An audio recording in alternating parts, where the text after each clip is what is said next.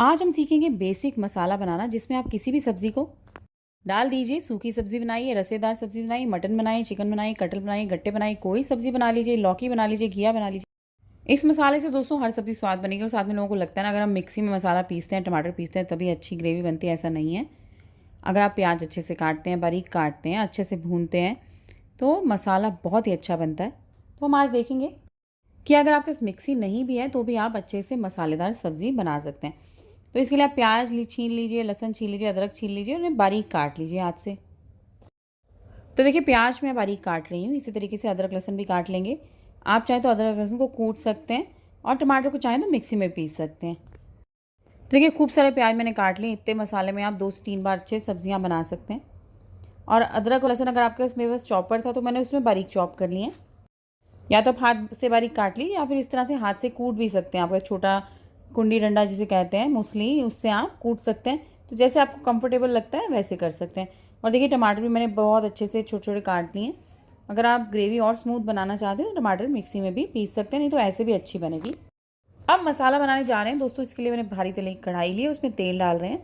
हम खूब सारा मसाला डाल रहे हैं जिसमें मैंने प्याज लिए हैं 5, साथ में खूब सारा लहसुन है, अदरक है, 3-4 टमाटर हैं। तो इसमें आप बहुत सारे राजमा बना सकते हैं। मसाला बनाकर आप स्टोर भी कर सकते हैं, थोड़ा थोड़ा करके इस्तेमाल कर सकते हैं। 2 से 3 बार आप सब्ज़ी इतने मसाले में बना लेंगे। अब मैंने इसमें डाले तेज पत्ते 2। तेज पत्ता दोस्तों सबसे सूखा खड़ा गरम मसाला है, लेकिन सब्ज़ी में जान डाल देता है। आप इसमें लौंग इलायची कुछ मत डालिए। अगर आप देख लीजिए कोई रेसिपी फॉलो कर रहे हैं उसके अकॉर्डिंग ऐड करनी, नहीं तो बेसिकली खाली तेज पत्ते और जीरे का इस्तेमाल करें। तेज पत्ता भी आप स्किप करना चाहें कर सकते हैं। देखिए मैंने इसे तेज पत्ता ऐड किया और जीरा ऐड किया। इसे थोड़ा सा भून लेते हैं। ज़ीरा अच्छे से पक गया। अब मैं इसमें लहसुन प्याज अदरक जो बारीक कटे हुए हैं वो ऐड कर रही हूँ।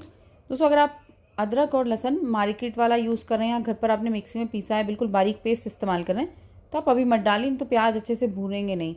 कटा हुआ है तो साथ में डाल दीजिए। अगर पिसा हुआ है तो आप प्याज ब्राउन ब्राउन अच्छे से कर लें, उसके बाद पिसा हुआ डालें। तो मैंने सब चीज़ें बारीक काटी थी तो मैंने साथ में ऐड कर दी, सभी साथ में भुन जाएंगी। अच्छे मसाले का राज यही है कि आप इसे अच्छे से भून लें। देखिए अभी मैं इसे भून रही हूँ और ये हल्का सा भुना है, अभी पिंकिश हो गया है।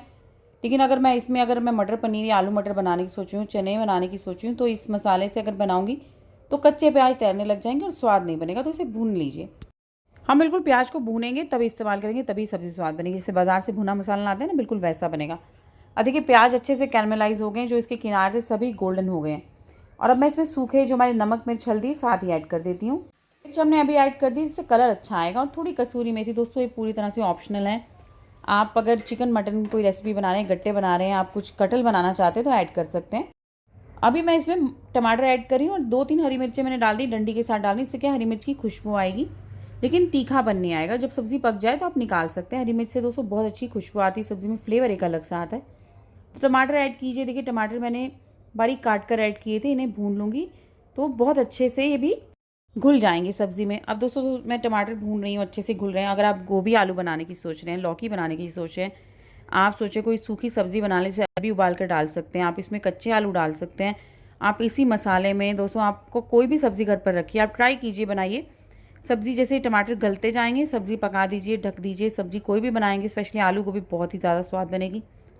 लेकिन अगर आप रसेदार सब्ज़ी बनाने की सोच रहे हैं तो अब इसे थोड़ा सा और भून लीजिए।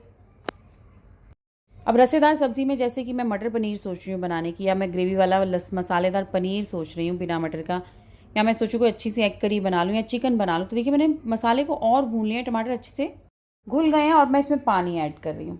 पानी ऐड कीजिए इतना जितनी आपने ग्रेवी रखनी है। देखिए पानी ऐड करते ही कितना अच्छा सा हमारी ग्रेवी बन गई। अब ये मसाले में आप कुछ भी डाल दीजिए, आप इसमें मटर डाल दीजिए, पनीर डाल दीजिए। इस मसाले को या आप उबले राजमा में, उबले छोले में, काले छोले में डाल दीजिए, बहुत ही बेहतरीन बनेंगे।